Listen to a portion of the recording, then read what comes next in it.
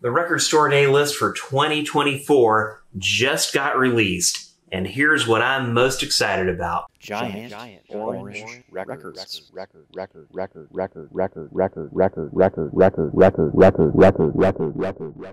The Rain Parade, Emergency Third Rail Power Trip.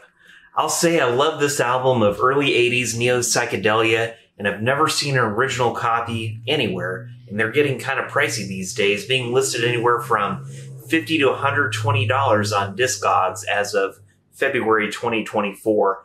Talking in My Sleep and This Can't Be Today have some great dreamy psychedelic guitars and swirling organs, and if you like that kind of stuff, this is essential listening because the songs are built off of beautiful melodies. Gandalf, their self-titled album. The few original pressings of this obscure Psych album from 1969 are listed anywhere from $800 to $1,000 on Discogs as of February 2024. This is some serious record collector stuff.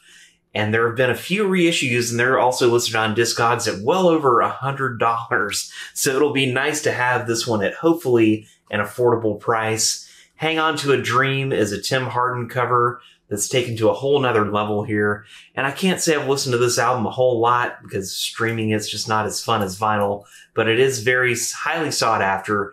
And this is a Record Store Day first release, meaning that if it gets sold out, it'll probably get repressed. The Rolling Stones' self-titled UK debut is being reissued. I hope this is a mono issue. They were such a good band early on, even those very early albums, when they just played hopped up blues songs, which is basically what rock and roll is.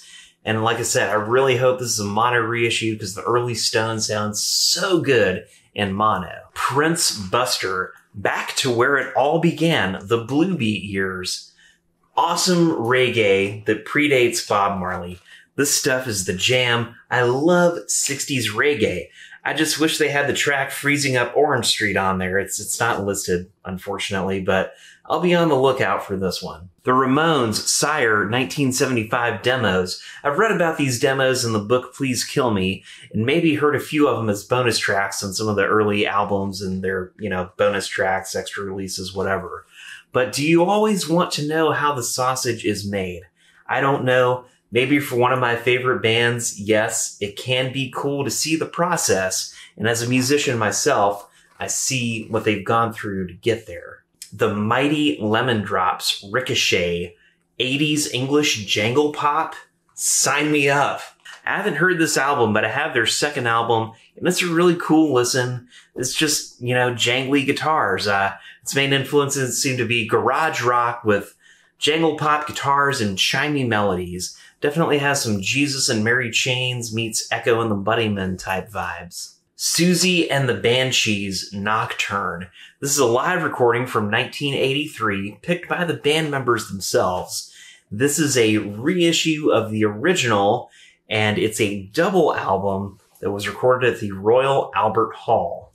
It features Robert Smith of The Cure on guitar, which is just bonkers. I guess the original guitarist John McGeough had left the band shortly before this for whatever reasons, but yeah, it's going to be worth checking out. The Pixies, live from Red Rocks 2005. So yeah, I like the Pixies, and this is the original lineup with Kim Deal, of course. And I saw this lineup live once, and they sounded just like the recordings, to the point where you could almost have just put the record on stage, and the band was playing along to it. It was that spot on. And I've always wanted to go to Red Rocks for a show, but I haven't trekked all the way out to Colorado for that experience yet. I'll say I don't really listen to the Pixies that much anymore, but I would definitely love to give this one a listen. The Slits, In the Beginning. This all-female punk band from London influenced a whole ton of female punk artists. This release captures their live on-stage energy with songs from 3 different performances between 1977 and their final show in 1981. It's supposed to be even wilder than their studio recordings, and all I can say is I'm intrigued. Another live album is from Sister Rosetta Tharpe, live in Paris, 1966. I just love anything by Sister Rosetta Tharpe. Now, she gets a little preachy sometimes, and you'll hear some lessons from the Bible, and that's just fine with me. She's just such a badass singer and guitar player who was way, way ahead of her time.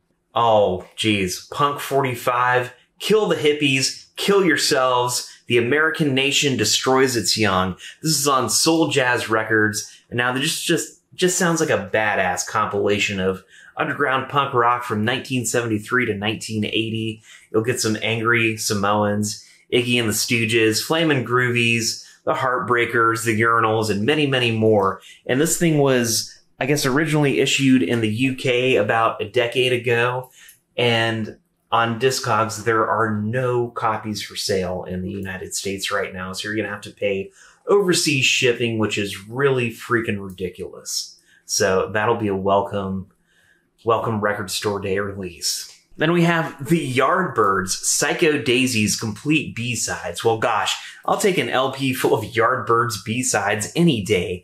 This was such an incredible band whose influences on garage rock and blues bands were very far-reaching. It's like a garage rock band with some really awesome and innovative lead guitar playing from Jeff Beck, Clapton, and Jimmy Page. And another one I'd like to mention is, gosh, this is Roger McGuinn, Chris Hillman. They were two of the original Birds, teamed up with Marty Stewart and his Fabulous Superlatives in 2018 to do a 50th anniversary tour of the Sweetheart of the Rodeo album, which is just a iconic, great country, psychedelic country crossover album.